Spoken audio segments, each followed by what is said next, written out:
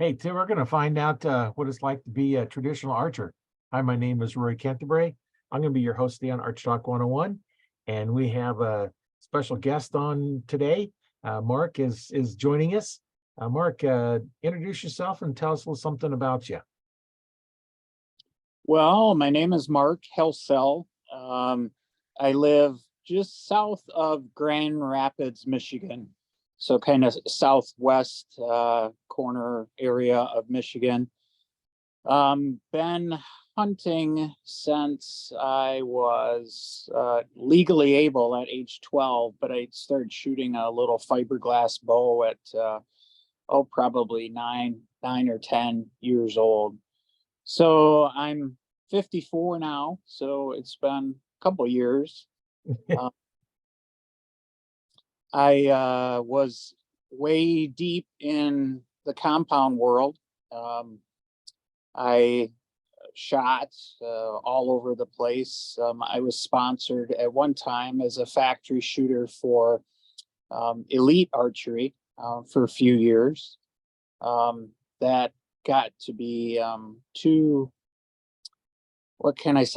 time consuming. And that was just constraints I put upon myself, practicing, a couple hours every night when I got home from work. And then every weekend was spent at a tournament or two each day, Saturday and Sunday.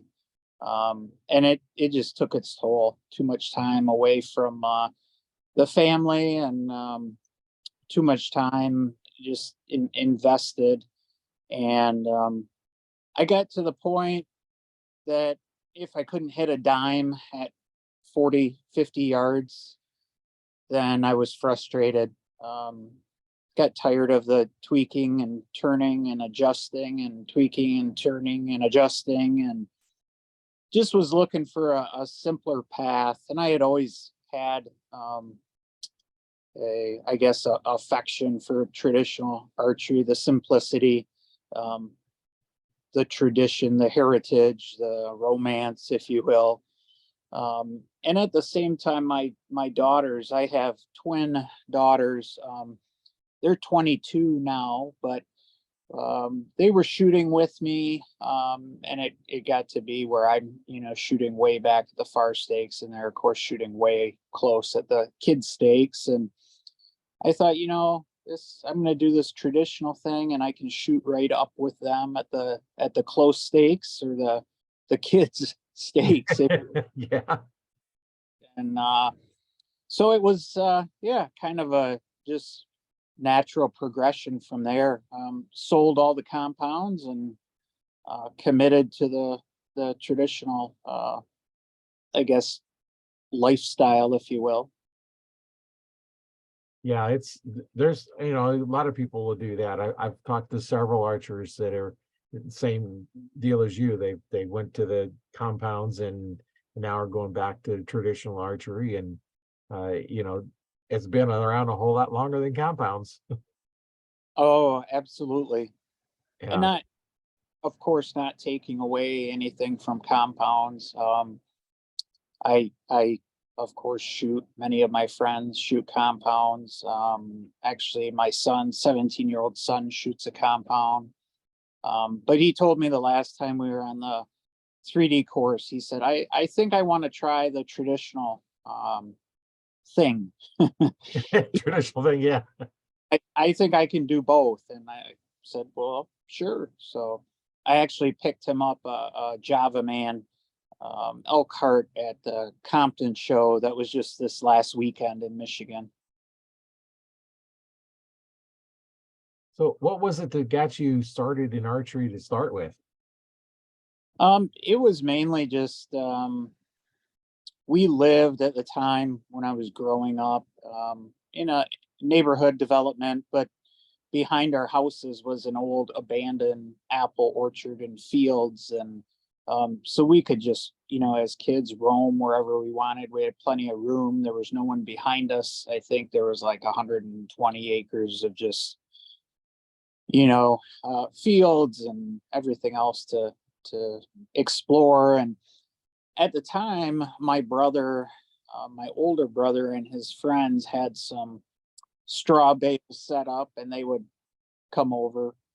His friends would come over and they would shoot their compounds. And so as a little kid, you want to be included in everything. So Right. I had this little fiberglass bow, and we just had a paper plate that we would stick to the bales and, start flinging arrows. And that's really how I got started. My brother was a mentor, as he was, he's 12 years older, was able to, help me along the path. And then when the time came for him to upgrade, bows, then I got a hold of his bear whitetail. So Oh, that was compound. And, I shot and shot and shot. And as a kid, I had a friend who also shot, and we would go. At the time, there was a shop in Grand Rapids, downtown Grand Rapids, called a Bear Archery. And it was just a old school archery shop, had a whole wall of straw bales. And I still remember the smell, walking in the shop. There was no air conditioning. So in the summer, he had his door open, windows open, and we would have our parents drop us off almost every day, during the summer when we were young and didn't have school, too young to really work. yeah. And we would spend, 3 hours there, 2 to 3 hours of just shooting and talking to, to us, the old timers, and getting their, advice and listening to their stories. And that was really how we gained all our knowledge, is just soaking it all up, soaking up as much as we could soak up. And back in those days, shooting the bear whitetail, and I don't even remember what my friend had. I don't know if it was a Ben Pearson or what, but anyways, we shot with sights and we shot with peeps, but we shot with finger taps. Yeah. So of course that was before releases were even on the scene. So I guess we didn't have much of a choice. Yeah. So that really got me started. And of course we'd, look at the magazines in the shop and make dreams and plans. We're going to hunt elk and moose and bear and, everything else that were, not really local to us. Michigan has a great growing bear population, but back in those days, it was pretty far north and then in the UP. So we didn't really consider bear hunting as something that was available to us, but we small game hunted. We're always running around, shooting at things. We deer hunted together with my friend's father. He took us out, and then I would go with my brother and his friends also up north, about 100 miles north, and they had a camp and a piece of public land that they had been hunting for years and years. So I really cut my teeth up there. That was a lot of cedar swamps and, timber. But there was really no ag, nothing to really pattern the deer. They kind of did their own thing, and there was no rhyme or reason. And then the whole baiting practice came on the scene, and we found out that we could, lug bags of carrots back into the cedar swamp, and the deer really appreciated that. And Yeah. so, we started seeing more deer, and we started seeing them regularly, and we started, getting shots and lots of misses over the years. And they typically on that public land in that area would, they'd come into the bait pretty late. It was usually, the last 15, 20 minutes of light. But we ended up getting a permission to hunt think it was 100-acre parcel that a gentleman my brother worked with had available, and it was further east in Michigan, and then you start getting into some agriculture and timber and creeks, and it was very good hunting. It was we saw many bucks and many sizable bucks. I there was one morning, I don't even know, it was during the rut, and it was probably 6, 7, 8 bucks I saw, and there was one giant that came through, and I shot and missed him with my punch cutter. If you remember those punch cutter mechanical broadhead, it was like one of the first, if not the first, mechanical broadhead on the scene. But it buried itself nicely into a log, and I had to a little bit to get it out. But interestingly enough, later on that first season, my brother and I both shot our very first whitetails ever on the same night, the same evening. So that was pretty special. Oh yeah.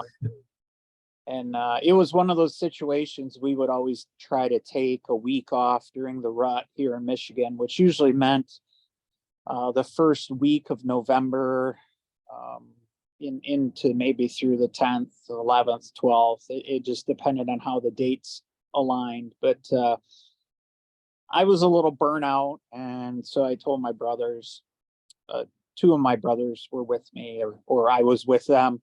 I told them I'm just gonna stay in the truck and take a nap. So they went out and got set up, and then I thought to myself after a half hour or so, wow, this is silly. I came up, not going to shoot anything in the truck. And so I got all my stuff. I headed down the trail, and there was a tree maybe 150 yards from the truck, and it had a crotch in it, maybe 5, 6 feet up that I could get into. So I just got myself up there, and I got in the crotch of this tree, and next thing I know, half an hour before it got dark, a whole column of antlerless deer came up the hill, so I could hear them coming, and I was pretty much ready, came to full draw when the largest doe, or the lead doe, was cresting the hill. So I didn't make the best shot, but as a younger person, I think I was 21 at the time. So I shot, ended up taking her through the neck and then through the shoulder and into the vitals,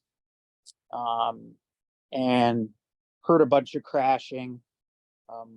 Went over there, saw the blood. So I went to where I knew my brothers would be coming out of the swamp and just waited for them. And of course, my brother came out and he said, "Well, how'd you do?" Because they saw me standing there, or I think the first comment was probably something sarcastic about me sleeping in the truck. Yeah. So my we always kind of have a place we meet, when we're out hunting together. It's like meet here after dark. So rather than going all the way back to the truck, we always meet in case someone needs help, someone doesn't show up, then you can go in after them. Yeah. But anyway, we shared stories, and I told them my story. I was all excited, and my brother's like, "Well, I shot one too." I'm like, "Oh my gosh, this is ridiculous." So I think we went back to the truck. That's what we usually do, and kind of get rid of some extra clothing, Right. get rid of anything. We usually don't carry our bows, especially after dark. We just put them away in the truck, take our flashlights, our knives, no such thing as all the gloves and everything they sell nowadays. We just, it was just get your hands dirty, wash them off in the creek or in some dirt or whatever. But so we walked up the hill. I walked over, showed them where she was standing when I shot.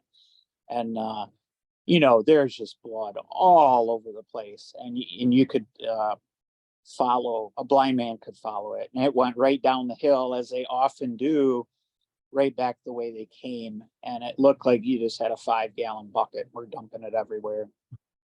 So, obviously she didn't go far, maybe 40 yards down the hill. And it ended up, because she was facing me, yeah, not straight on, but almost. And I took her through the jugular and then through the one lung. So she just, bled out quickly. Right. But the nice big doe, and we found out later after taking her to one of the Michigan DNR check stations that she was 8. They aged her at 8.5 years old. Whoa, that's old for a deer in the wild. And they mentioned, she may not have made it another year, because they showed us her teeth, of course, and they were almost non-existent. So they said that she would have had trouble, continuing to feed, and she probably would have died of starvation. So it was a good one to take. Yeah. So then we went and to where my brother was sitting, and he was actually sitting on the ground. He did that a lot, and went to where he shot his deer, another doe, and he had taken her through, I want to say, the liver, a little far back. So there was less blood, a little further track, but we found her. And so we were all happy and congratulated each other, our first deer, both of our first deer with archery. And it was both the same night. So that was pretty cool. Now, were those with the compounds or recurves? Oh, those were with compounds. Yeah, Compound. that was my compound days still. And at that time, like I said, I was 21. I was going to school, college, local here in Grand Rapids. And, as many guys in that stage of their life, I was, I'd go to the gym and I'd lift and work out, go to school, and I was working. My first job was at McDonald's restaurant at and I was still working there while I was going to school. So long story longer, I guess. I was shooting Hoyt Pro Force Extreme with a 6-inch overdraw, because that was the cool thing back then. Yep. Back then, overdraws to get speed out of them. And I think that was right about the time carbons came out, and they were trying to even think if the Beemans were the first one on the scene, but they had a pretty sizable insert outsert on the end of them. Yeah. And I was shooting 92 pounds back in those days, a young guy who spent some time at the gym, and the bow sounded almost like a 22 when it went off. Right. Yeah. It was so fast, it didn't matter. Then I would have liked to have known, what it chronographed at as compared to today's bows, but it was fast. Yeah, back then, we put the overdraws on, to shorten the breeze height and get a little shorter arrows, a little bit lighter arrow. And, they weren't real smooth in your hand because, the angle of the limbs put a lot of force forward, and, they were loud, but you can shoot fingers with them. Right.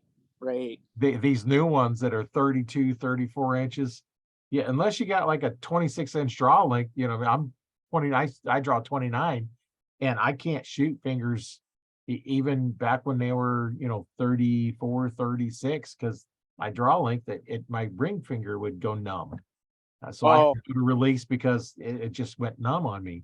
With the other ones, when the older ones, like the Bear Whitetail 2 was the first compound I shot. It was my brother's bow. And, you could shoot fingers with them. I shot fingers for a long time, but it wasn't until I started having trouble with my finger going numb that I went to release and go through a lot of terrible releases until you finally decide, I'm gonna get a Scott or Carter or one of the high-end ones. And Oh, sure. I still remember when I switched from fingers to a release, and again in my backyard shooting at the straw bales. And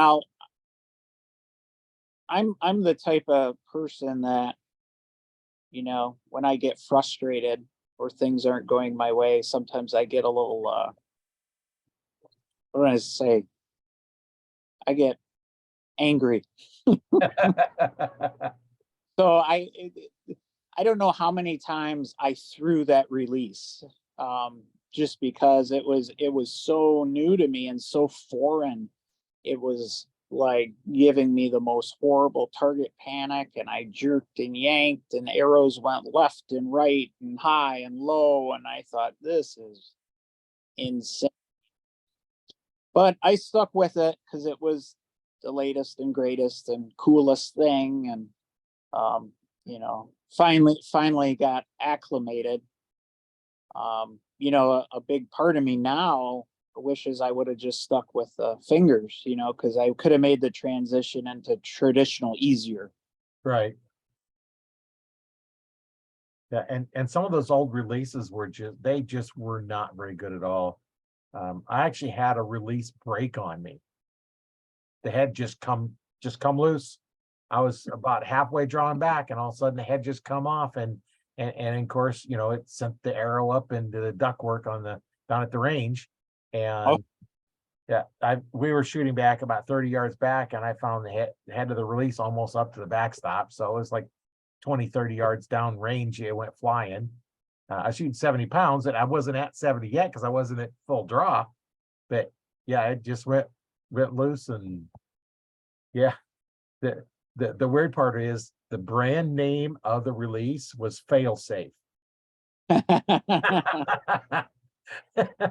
And I had a machinist in front of me. He made a new part for it, which was much better than the original one. And I had two of them. I still got them sitting in my box that I have archery equipment in. It's an old tackle box, but I've got lots of parts and stuff that through the years you go through all the different stuff. And I don't know, I first started, the first sights that we had was the old bar with the little grooves in it, and you have the little pin that you move in and out, and then you tighten down, and you try and move them up a little bit and loose them down, and then the pin moves left and right, try to move it left and right. And yeah, you probably remember those as well, because that was kind of our first sights. And I remember trying to find my very first sight that I wanted, a decent one, and I was like, there just wasn't much out there. And I finally did find one, and found it online or on a magazine or something. And I went down to the one archery store I used to go to all the time, and I says, "Hey, can you get this?" "Yeah, I can get that." Got it in. It's one of those things. Sometimes you find something, go to the, I've done the same thing at the gun store. Go in and say, "This is cool. Do you have it?" "Yeah, we got one right here." Oh yeah. And it's always nice. And now the sights are just so much better now than it was before. They're just so much better, and rests are a lot better. I remember trying to adjust the one on the one PSE I had. Actually, my first PSE, I've got several more than that. My kids all shoot PSE, and I've got two of them. And but it was an overdraw rest, and in order to adjust the two pins, because it was the cock further down style, just two pins. And in order to adjust the inside pin, you had to take the screw out, take the outside pin out, and adjust the inside one. And then you had to put the other one back in, adjust it. And if it wasn't right, you had to keep pulling out. And it's like, yeah, and those are a pain. The new ones now are just so much easier to adjust. Each one's individual, and you can move them around. And now it's little Teflon covers for them. You can drop back and they don't squeak. And yeah, all the new stuff now is just engineered so much better. all right, yeah. We were coming up through the ranks in the late 70s, early 80s. It was many of those, like you said, many of the sites look like something that someone put together in their garage. Or maybe just one step up from their garage, but they were pretty rudimentary. But it makes sense when you think, well, just a few short years earlier, they weren't using sights, or maybe using sights in like the field archery, that was prevalent back then. Yeah, and when I started in the 60s, got my first bow, it was a 25-pound fiberglass Ben Pearson recurve. And then you had a choice of a recurve or longbow made with wood or fiberglass. That was your only options. Mm-hmm. And you had your choice of wood, which type of wood arrows you're going to use, and feathers. And there was no releases. You use a glove or a tab, and I Right. stayed that way for years. In the 60s, it wasn't until late 70s that or mid 70s when compounds even come out. And, Yeah. and then later after I shot my brothers, and I finally got my first one. It was one of those where I went into the archery shop that was in town and said, I want to get a compound bow. So she brought out this American Challenger was the brand. Hmm. They got bought out by High Point, but so she hands it to me and says, well, draw it back. It's like, how's that feel? Okay, I didn't know any better. It was set for 32-inch draw length. Oh my gosh. So when I finally did, this has been many years later, and I got that bow ended up breaking. That was interesting story. Right before hunting season, I'm down making sure everything's going, and I'm shooting and I'm adjusting my sights, shooting, adjusting, and nothing is working. So I finally decide I'm gonna go up close and figure out what's going on. I draw back and shot, and I'm holding the bottom half of the bow in my hand. The top half at the handle, it broke at the riser, come back and smack me in the chest. Oh my gosh. That was one of those poor risers, Mm-hmm. not the new machine, risers now, the Magnesium. chances of them. Yeah, Yep. yeah. And, the machined ones now, the chances of them breaking are, you probably have a better chance of winning lottery. But back Right. then, because there was poured that, you didn't know what you were getting. And what it was doing, it was slowly weakening, and it was weakening, and it was slowly going. And all of a sudden with that shot, that recoil from shooting just snapped it the rest of the way. Sure. Then I had to run out and get a bow real quick, and that's what I ended up with my first PSE. And of course, then I'm like, I needed 32-inch draw length because that's what that one was. That's what I thought it was. And shooting too long a draw length, I've hit my arm at deer, with big heavy coats, and made bad shots on them. Still get the deer. I the one thing she did do is she said, I said, which broadhead? She said Muzzy. And that's been what, in the late 70s, 80s sometime. And it's the only broadhead I've ever shot. I still shoot Muzzies. Oh, okay. I switched from a 4-blade down to a 3-blade. So I shoot 100 grain 3-blade Muzzy. And I have stuck a Muzzy broadhead shooting. When I had my store, I had a broadhead target up and I was shooting at it, and I was tired. I probably shouldn't have been shooting because it was after working all day. I missed and hit the concrete block Oh. with that broadhead. So I go up there, the broadhead's sticking in the concrete block, shaft is on the ground, the insert broke in half, and it cracked the shaft back about an inch is all it did. Those are PSE arrows. And so I reached up, pulled out the Muzzy broadhead. I didn't even deform the tip. Really? Yeah. It stuck in a concrete block, 70 pound at 20 yards, and it did not hurt it a bit. I don't know which one it is because I didn't keep track of it, but I still have that broadhead, and it's mixed in somewhere in my broadheads that I shoot. Yeah, that's saying a lot when it hits the concrete block. Oh, I had shot Muzzies for a few years as well. And then I ran into, I don't know if it was just a bad year or two for Muzzy, but I ran into an issue where the ferrules they wouldn't spin true. And like I said, I don't know what caused it, or what may have occurred, but it's when I switched from Muzzies. But I've shot so many different broadheads over the years, I kind of lose track. Yeah, I did one year. I didn't have much time to get my bow set up, so I got some Montex. I forget which one it was, mechanicals, because they're a little quicker to set up. Oh, There's supposedly shoot like field tips. No, nothing shoots like a field tip because there's always something different about them. You know, they're longer, so your arrow is a little bit longer or something, but they're probably close enough for, you know, around here in the Midwest, our hunting distances, you know, 20 yards is most of what we're going to get, especially, you know, you up there in Michigan, a lot of trees. You know, the chances of getting longer than a 20-yard shot is slim, you know, unless you're out in, you know, in the croplands. And right. you know, so it doesn't really matter too much. But I know with the muzzies, out of my hunting bow, they do not shoot anywhere near field tips. They're off. Right. But I can group the broadheads. You know, I only shoot single spots when I'm shooting those into broadhead target, but I can stick them muzzy broadheads into the X-ring. So I know they're good. When if I shoot field tips on that bow, I'm not going to get closer. I'm going to be off probably 2 inches or better. Yep. But at that point, I don't care where it hits because I know the broadheads are on.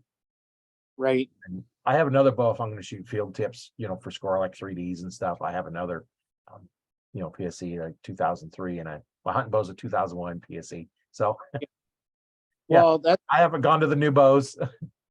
that's what was common practice though for, back then shooting fixed heads is you would shoot all summer in preparation for, hunting season, but then just before hunting season, you'd screw in your broadheads and then you would Right. adjust to the broadheads. And then many times, many people, archers, after hunting season, your bows wouldn't get touched until next August or September. Right. Yeah. Any of us, I never shot all year, 12 months out of the year until I, many years later, I kind of, someone wanted me to shoot a league. I had never shot a league, and I just started doing that where I'd go and shoot every week and kind of got hooked on the whole competitive, component of it. I mean, shooting with the same people every week, that was nice. Shooting for score and having the scores posted, that was, kind of sucked me in. And then that just, as it was a whole rabbit hole in and of itself. Like with any activity or hobby or sport or whatever you want to label it as, you can get in as shallow or as deep as you want to. Right. Just like, I mean, the guys that are golfers, they'll spend, I don't even know because I don't golf, but $500, $600, $800,000 on a single driver, but Yeah. you can offer a driver or a whole set for, $100 somewhere. It's just, how deep you want to get into any activity, sport, hobby. Well, and I got one guy that I watch, you know, a woodworker, and he says, the better tools don't make you a better woodworker. They just make your job a little easier. You know, if you're a terrible archer, it doesn't matter what you're shooting. Yeah, I always tell people it's like you're better off to go to the pawn shop and spend $300-400 on a complete set with arrows and bows and release the whole thing if it fits you. You know, if you go to a shop and they sell you $1,000 bow and it don't fit you right, it's worthless to you because you're Right. never going to shoot it right. It needs to fit you. And that's one of the biggest struggles we go through sometimes is, somebody wants to come and they want this high-end bow. And it's like, no, you can't handle it. Because some of the high-end bows, they're not as forgiving, they're faster. And, that's one thing on mechanicals, as the bows got faster and faster, then the mechanicals had a big advantage because it's harder to control a fixed blade when you start getting above a certain speed. Your tuning has to be dead on perfect, especially you got wings in front and wings in the back. and they have to complement each other and go straight. For the slower bows, you can do that, put a little more, put 4-inch fletching on instead of vanes, and that way, the arrows will fly good, but as it get faster and faster, not only your arrows are harder to control, but your form has to be more perfect. Right. Because a fast bow is going to magnify any errors you have in your form. It's going to tell you. Well, I remember, I don't know, was it 15-ish years ago, Bowtech came out with the 82nd Airborne and the 101st Airborne bows. And of course, they were screamers, very short brace heights, and fast as all can be. But I don't know how many shops, because I frequent all different shops, how many shops I was in when guys would come in, it's last week or two of September, and they're like, hey, I screwed on my broadheads and this thing is just shooting everywhere. And it's, to your point, the speed demon bows are more finicky. Yeah, Right. getting incredible speed, but anything that is a deviation perfect, you're going to have issues with. Yeah, and I've seen that. And then when you go to a lot of tournaments, you're limited to, I think, like 300 feet per second anyway. So, because that gives everybody the same limitation that, Right. everybody thinks, the new bows are so fast. My 2001 Carrera was rated at 320 feet per second. Oh, wow. I don't get anywhere near that. I'm probably about 40 feet per second slower, because I put string dampeners on, those string leeches, I put them on the string and the cables as well, quiets it down. I have a peep in there, which slows it down. I have a loop on there instead of just a single knock point, that slows it down. I do shoot 70 pounds, but I'm not shooting 30-inch draw length, which slows it down. So yeah, that's the everybody says, well, I want to shoot 340 feet per second. Yeah, the only way you could possibly do that is if you have a crossbow, because if the bow's ready for that, you're not getting it, because you got to shoot 70 pounds, one knock point, 350 grain arrow, and which slows them down. If you shoot more than 350 grain arrow, that's your 70 pounds. Right. And that all slows it down. And hunting arrows are normally heavier than that, in the 400 to 500 grain range. And, then, all that slows it down, and you're not going to get it. It's got to be a good shooter. That's the whole thing. I, try to get, across the people. It's got to fit you right. If you're comfortable, you like it. And, when I was getting new archers in there, I'd say, first we'd find out if they're right or left eye dominant, so we get the right hand, left-handed bow. And I say, just go through and pick them out. How's it feel in your hand? If it feels good, okay, let's consider shooting that one. And then you eventually get down to, okay, I like this bow and I like this bow. Well, let's go shoot them. And sometimes I've even had this, like, okay, shoot with your eyes closed. Yeah, because then they can feel what's wrong. And I ask them, like, well, which one you like better and why? I didn't care what their answer was. I just needed them to say something, and then that way they express it. And the next thing you know, it's like, oh, I like this bow. And it's nothing to do with brand. Right. I've had guys come into the shop and say, well, I'm going to get the best bow next time. I'm going to go get, say a Matthews or something. They're going to say, because Matthews advertises a whole lot. And so they think Matthews is the best. It might be. I had one for a while. Good shooting bow. But what I've seen, Matthews, you dry fire Matthews and it blows up. They do not take dry fires.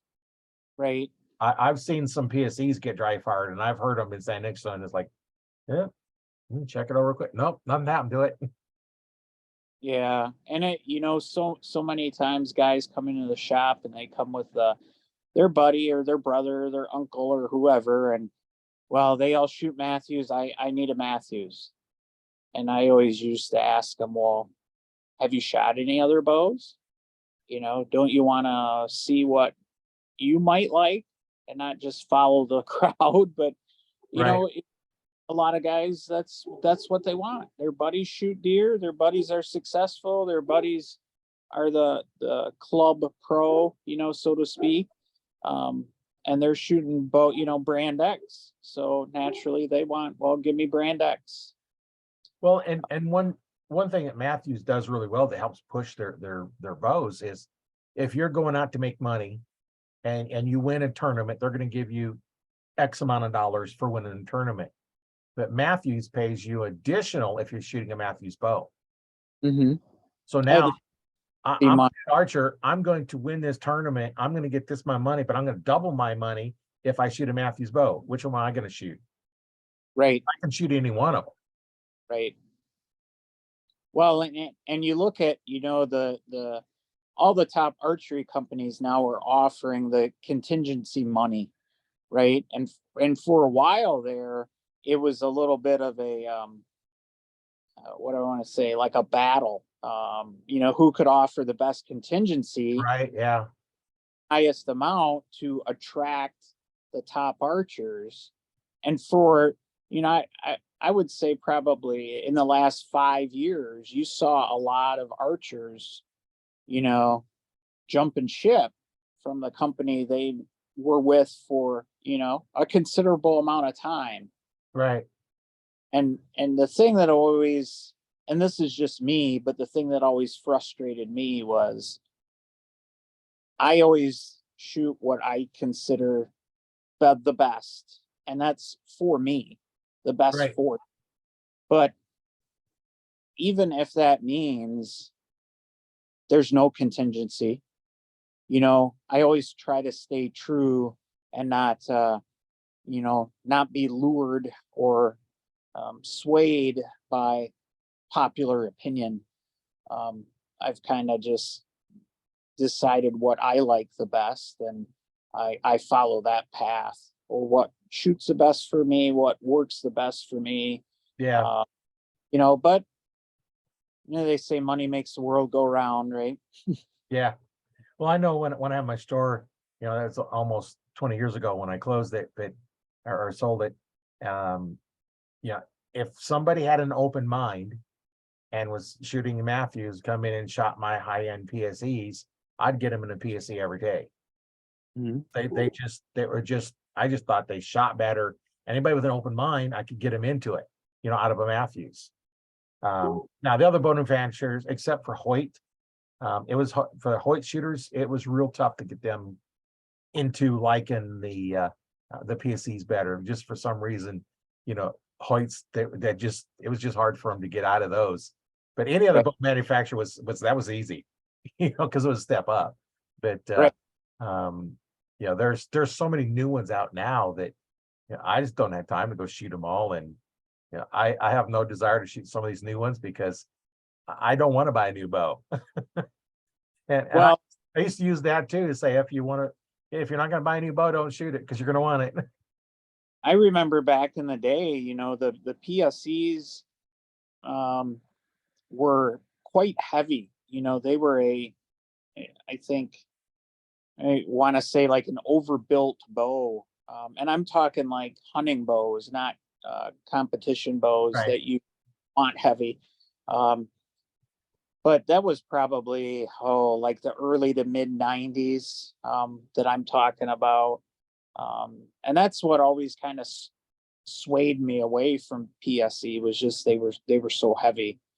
But I shot Hoyt for a number of years, you know, when they had all their techs, Ultra Tech and Razor Tech, Yeah. and those were good bows. I mean, they shot well for me, and I actually jumped on the Matthews bandwagon the very first year they were introduced. Trying to think, the first one, a 3D Vape is the one I bought, and that was their very first year. And a local shop here in Grand Rapids picked them up and was, you know, really pushing them. And they seem to be, along with the marketing, of course, in the magazines and everything. Right. But yeah, I had a few different Matthews, at 3D Vapor, and I had an MQ1. Um, I remember that one. yeah, but yeah, yeah, that original, that 3D Vapor, those, even though the solo cam, the cam was actually pretty small. And it seemed like every year on the Matthews, the cams just got bigger and bigger and bigger and bigger. And then I thought, a little comical, they just had touted and applauded the solo cam so much. And then it's like, okay, now we're introducing a two cam bow. And so you kind of scratch your head, because it's like, well, I'm confused. Solo cams were the way to go for many years, and now they're, now the double cam bow is the way to go. And that's just part of me being, maybe a little too, I don't know if I want to say cynical, but you know, observing, observing kind of trends, and thinking to myself, was that really the way to go? Because that's not where everyone is today. And it's, I guess, goes back to that old adage, you don't know what you don't know. Right. So, but it's interesting to see the evolution over the years, and along with, many of the hunting, let's say hunting celebrities, right? TV and DVD world.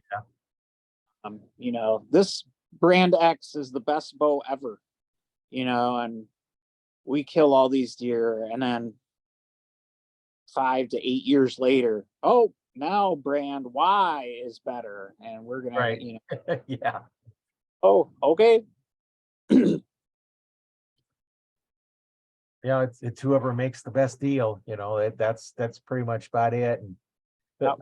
I always get a kick out of the TV show, the hunting shows, and the archer is sitting back there, and he's like sure, I'm gonna get that bow back, and then making all these movements and drawing it back, and it's like, and then you see him got their finger above the trigger, and they just slam on the trigger. Like, okay, dude, you did the only thing you did right is you shot a bow. Right. Start with, it's way too heavy for you. You can't shoot it. Because I always tell, all my students, if you can't draw back slowly, like there's a deer waiting for you, if you have to do all this movement, you're gonna get busted hunting. Right. And then, when I found somebody's an archer, I actually did this with instructors when I college class I was taking, found out he was an archer, and I says, I'm gonna give you your first lesson first. And I asked him if you use a release, and wrist strap release, and he says, yeah. And I says, I'll give you first lesson free. Quit pulling the trigger. He says, huh? How do you know? Yeah, I know. I've taught too many people. You can't Right. pull the trigger because, like you were saying, you didn't know what was going on. So the target pang is caused by pulling the trigger. Right. Slapping it. Yeah. Yep. Yeah. I've seen people do that. Finger up there, get ready to shoot. Just take it, just slap that trigger. Oh yeah. Yeah. Yeah. And sometimes it's like you can't tell them. It's like, okay. I'm Yeah. done. And I've seen some really good shooters here locally um, put up, top scores and just consistent. And if you look at them and their form, it's not by the book, so to speak, Right. distant. And they can do the same thing time after time after time, and they've proven, shooting leagues and tournaments that the way they shoot works for them. And a lot of times that's what it's all about, is what works for the individual. But I know that one of the things that's pretty popular on some of the social media pages for the traditional community is they'll do like a shot of the day.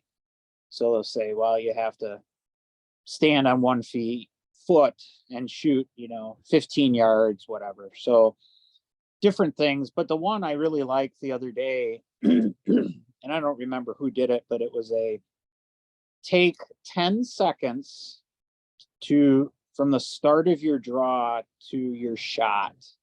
So you'd have to draw the bow, 1/1000s, 2/1000s, up to 10 seconds before you release the arrow. So I thought that was interesting because, to your point again, um, you know, pull it straight back, go slow, as little movement as possible. Um, because people who maybe just getting into the hunting world, and haven't learned through decades of trial and error, what you can get away with and what you can't. Um, I mean, I think this is going to be my 42nd year hunting. I feel like I have a good understanding or a good handle on what I can get away with whitetails. But every once in a while, I mean, they still get, they have that sixth sense, or they have that, they see that little bit of movement that is just not right. And it's game over at that point. Yeah. Yeah, they're pretty I kind of look at them like a paranoid schizophrenic. Oh yeah. Everything's out to get them, and they're just paranoid looking at it, and they're just all over the place. And then sometimes they're relaxed, and they can care less that you're there. Oh, right. When I told you a story on one other podcast, but we're a place I was hunting, there was old tracks where they took them out. There's no tracks anymore. So just a walking path. And the one lady, she'd walk down there all the time. And I'm walking out, and I look over to the right, and hear probably 10, 15 feet from the trail is this doe laid down. She's bedded down. She looks up at me. I look over at her, and it's like, I got my bow in my hand. I just keep walking because I know as soon as I stop, Oh, be gone. All I can do is walk down far enough and then slowly sneak back. And that's just not, because I was used to somebody walking the path all the time. right. Didn't spook them. Yeah. And they also, I'm sure to an extent, felt like they were, they were well hidden, and as long as they didn't move, they would need nothing to tip their hand that they were there. Yeah. And it wasn't covered or nothing. It was just right out there in the grasses. And I looked over at it and kept walking. It's not like I stopped, because if I'd have stopped, it'd have been gone. So I realized I'm not gonna get this one. And I probably could have went back and tried sneaking up on it and getting it there, which I did one time. I seen this deer bed down right off the road. It wasn't really road, but it was the road between one field and next field on the farm. And I took off my boots because I'd heard you take your boots off, you could walk like quieter, which makes sense because they're the hard boots. You step on something and a little harder on your feet. But so I was able to go up, and I snuck up the ground cover. The grasses were about 1.5 feet high, and I got right there next to it. It would have been like 5-10 yard shot. But I got a compound. I don't have a crossbow. I can't shoot from the ground. I got to get up. And I was like, now what do? I'm so close to it. I can't sit up. I can't draw my compound while I'm basically laying down. So, but it was kind of fun, sneaking up on it like that and getting that close. And Oh yeah. that was a lot of fun. Mm-hmm. So I imagine you got a bunch of interesting hunting stories. What's been your most exciting hunt that you've been on? Other than that first one, you and your brother got the deer the first time. Boy, that's it's a tough one. I've had so many memorable hunts. I'll share one about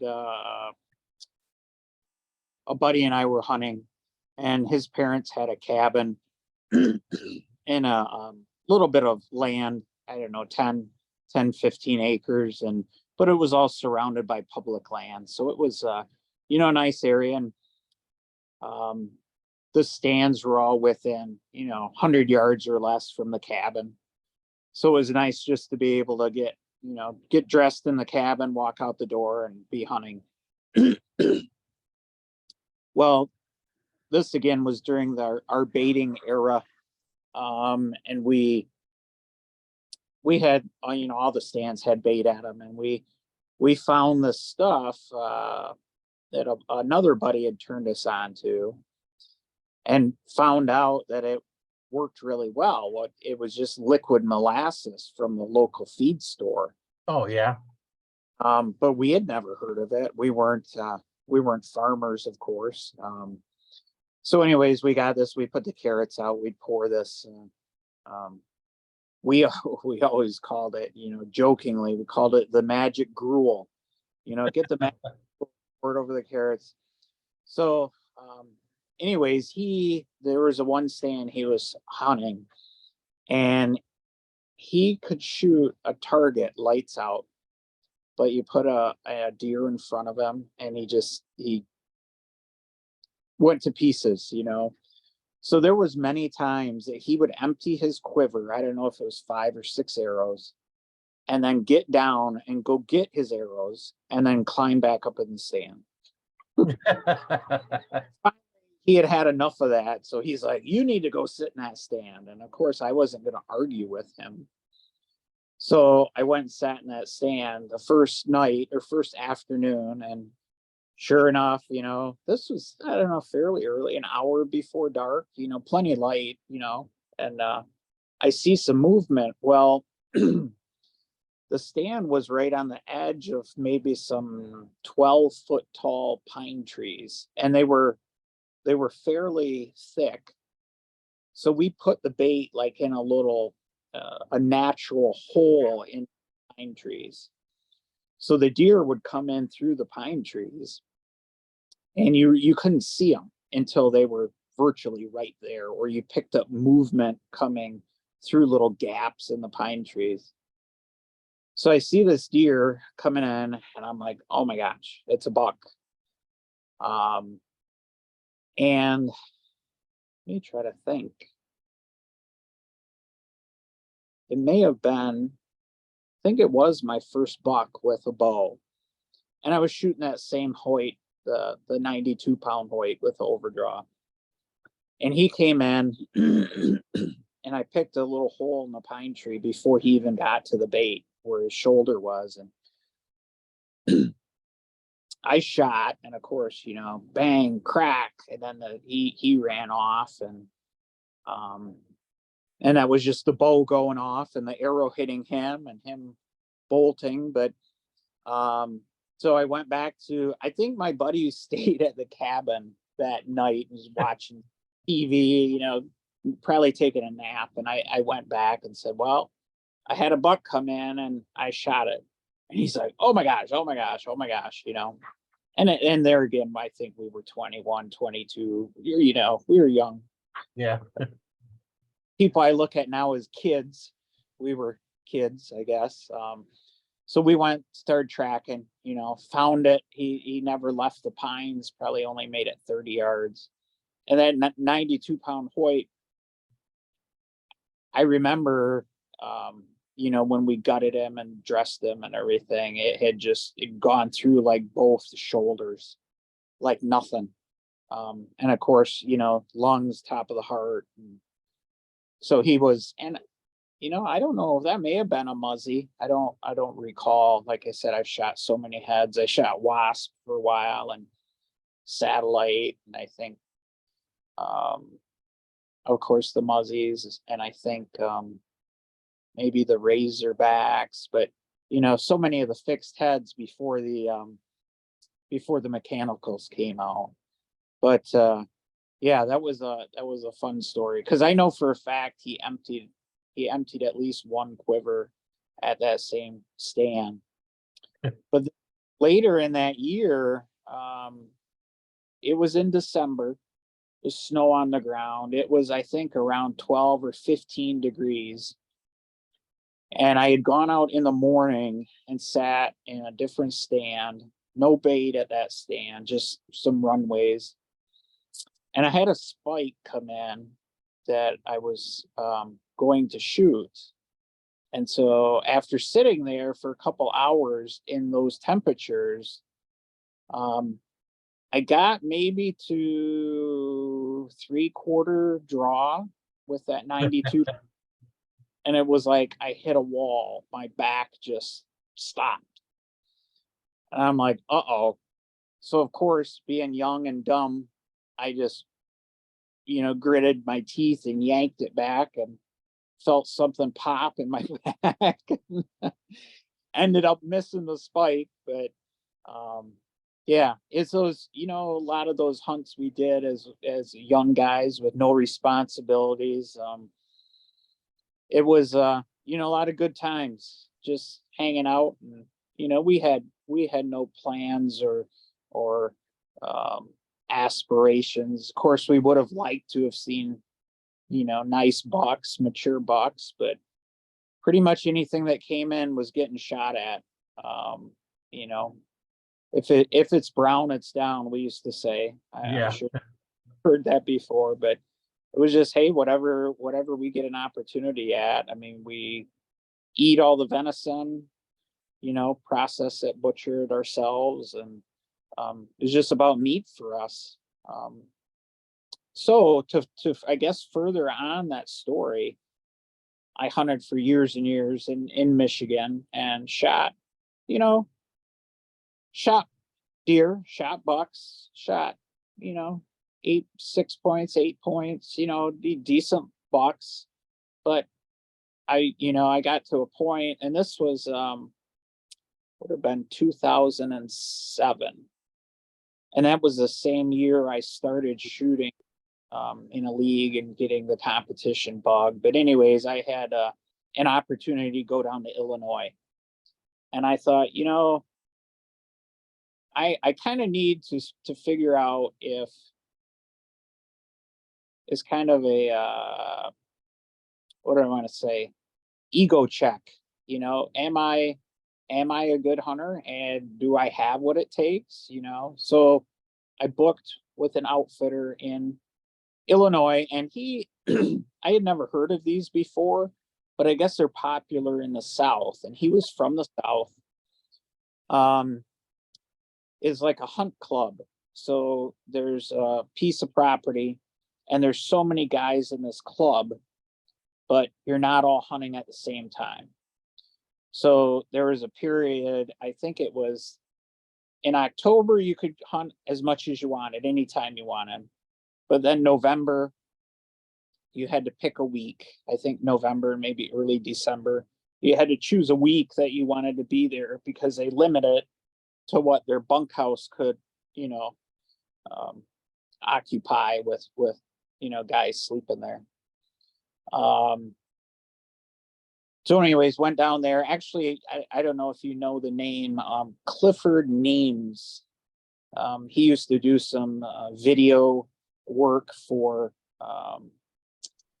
oh gosh, the Gregorys, Jay and Tammy Gregory, and he did some. Anyways, he had done some work, and he was, he knew his stuff. He was from Mississippi. Well, all the guys in camp were from the South, except for me. And so that was funny, because one night, or a group came in, and I didn't say anything. I'm just standing there listening to everyone, and finally there was something I felt I needed to share, and I opened my mouth, and it was the funniest thing ever. They all spun on a dime and looked at me, and one of them says, "Where the hell are you from? Canada?" I said, "Well, not quite, but close." But it was funny. But anyway, so I had ended up making friends with a Cajun guy, and he was from Louisiana, obviously, and I could only make out maybe every 4 to 5, a fourth to fifth word. And I would stare at him, when we talked, to try to, understand what he was saying. And boy, it was tough. So the old joke of, some people need subtitles. Well, he needed subtitles. But it was down there in November, the week prior to me. And he told me, we had talked on the phone, and he said, this one stand has 130-inch 8-point, comes in all the time. He says, I've passed them multiple times. He says, I've shot 130s in the past, 125s, 130s, and I'm looking for something bigger. Well, I probably hadn't even shot an 80-inch deer here in Michigan. Never measured them, but just looking at them. So I'm like, oh, I'm all about that. I'm tickled pink with a 130-inch deer. Right.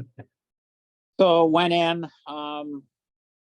my first or second morning during my reserved week, and ended up, didn't see a deer for a couple hours. And I was sitting over what they call down there like a creek crossing, where consistent, Right. be shallow enough that the deer always cross there or cross there a lot. So anyways, there was this big section of private next to this lease we had, or hunt club, and it was really thick. And I thought, well, you know what, I'm going to start doing some calling. So I tried to paint a scenario that, a buck was tending a doe. So I'm doing some drawn out doe bleats and a couple grunts and more doe bleats, a couple grunts. And I would do that maybe every half hour.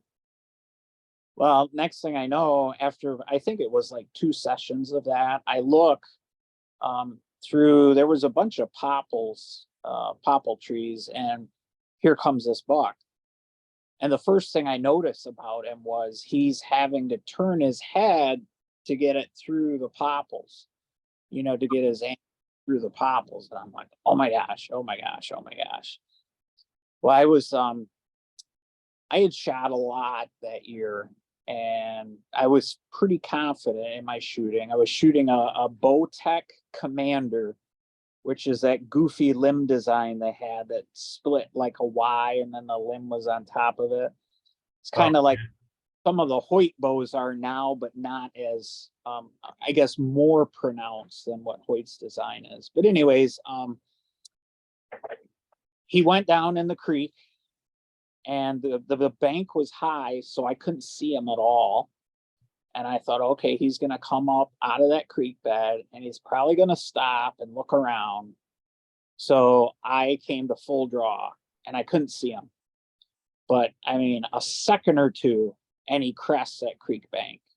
And it was probably 25, 26 yards, and he stopped. And it was like, I don't even remember shooting. It was more like muscle memory. It just happened. And I remember I was shooting the rage heads. And I remember seeing, it was like on some of the videos you see where, I hit him, and I'd never shot, I'd never a deer that size. And just the way he reacted was so much like everything I had seen on all the videos. He kind of soaked up the arrow more than it was like he didn't really jump. Like a lot of smaller deer I've shot, when you hit them, they'll jump a lot of times. And Right. he just soaked it up.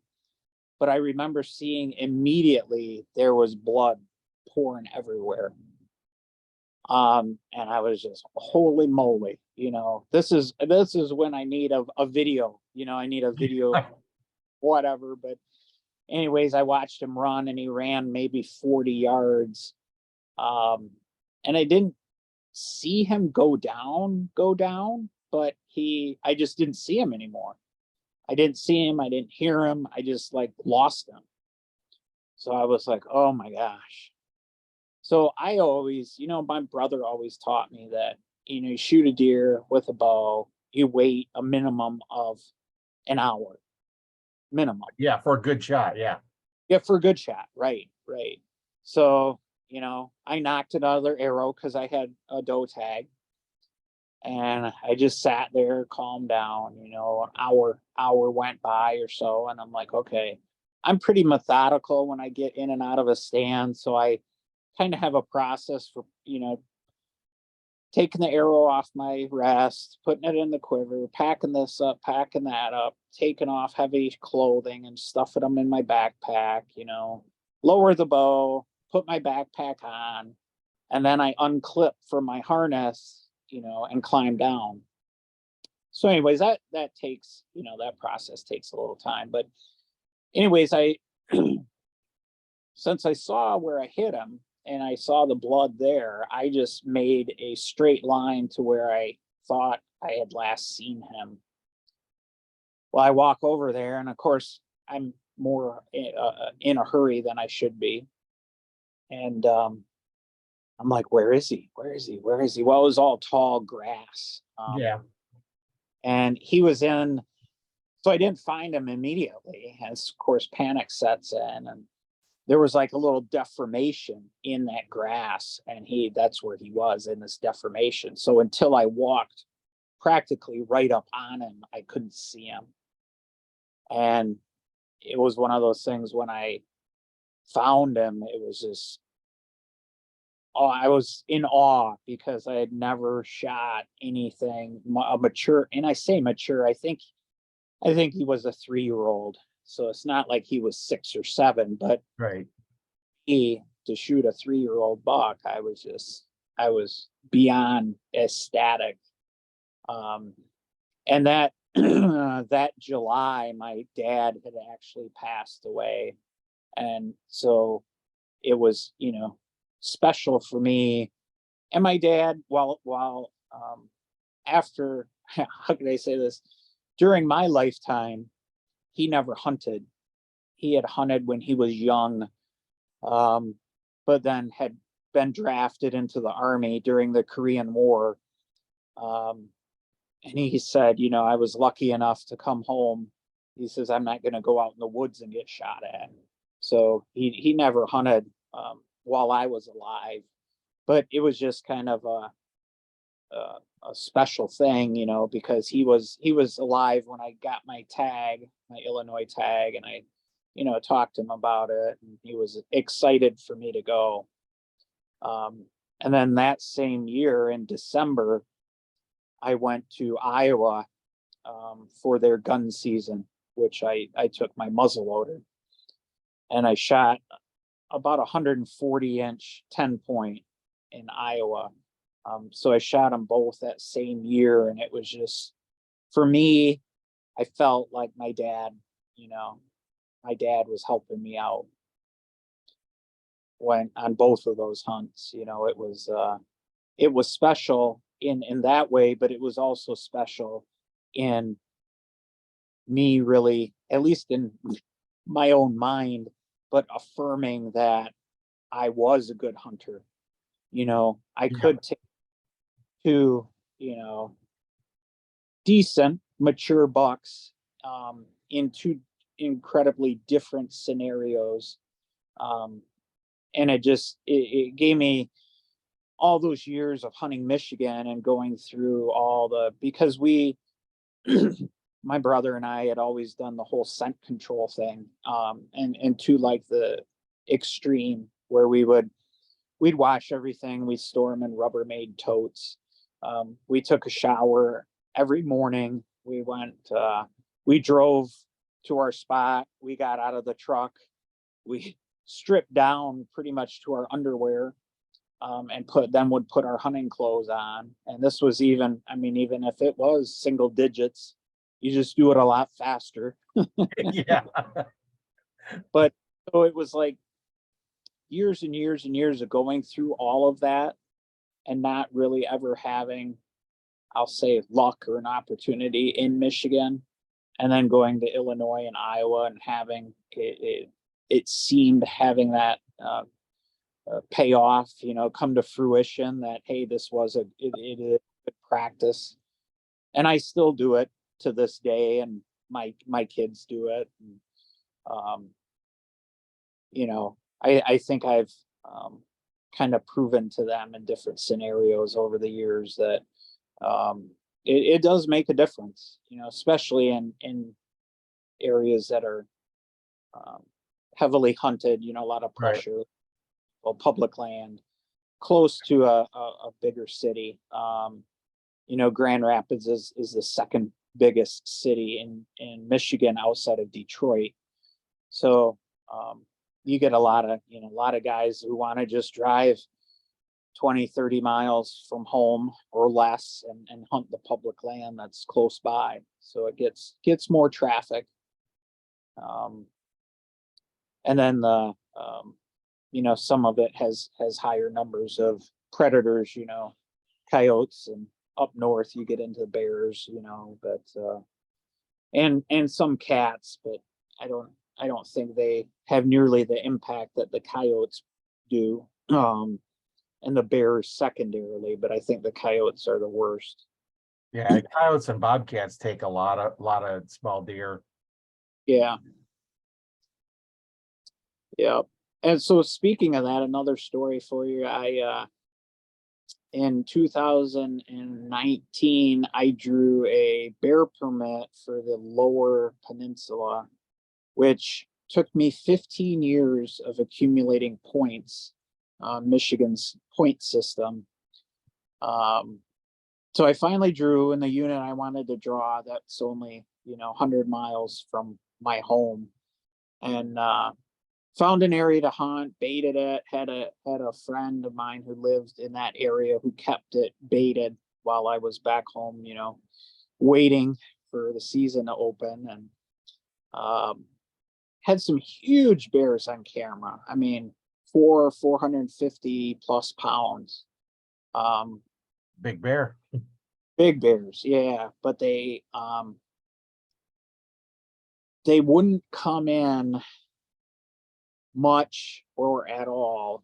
I think we got a couple pictures in the daylight. So then the week comes. It was just a 1 week hunt in that unit, and you have the hound guys running around, and they're always trying to strike a fresh trail, of course, get on a bear. And but anyways, that particular week it was sunny every day, and it was 85 to 90 degrees. Oh, and I'm like, you got to be kidding me. This is like the worst weather ever. So I went back in the swamp, cedar swamp, probably a mile,